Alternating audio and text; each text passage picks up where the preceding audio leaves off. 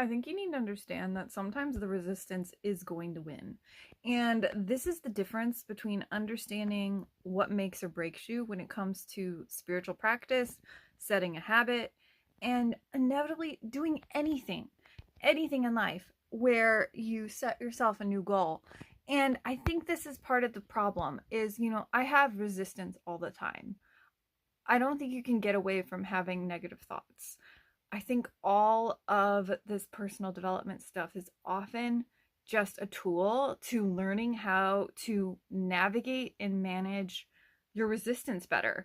It's about learning about how are you processing cognitive dissonance. And inevitably, if you can't process cognitive dissonance, then a lot of times you're just going to let the resistance win. So, how do we get to a point where we stop letting the resistance win? Because the resistance is going to come up and it's going to say some crazy ass shit. It's going to be like, I'd rather stay in bed and play video games instead of go and do my workout. Totally been there.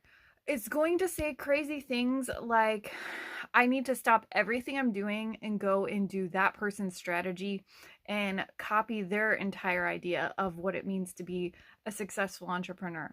It's going to go and say, hey, I need to be like Guru Bob over there and make sure I meditate at least 40 days and ensure that I'm doing it exactly the way that that person is. Resistance is crazy, but what resistance does, I got such a hair thing, is, let's put the coffee down.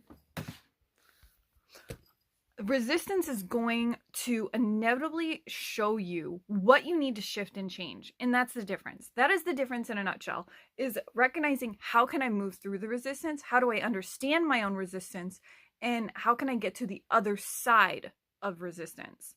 So that's a lot what I teach inside the Mind Body Ritual Challenge is how to create a 30-day practice of a spiritual practice for 30 days.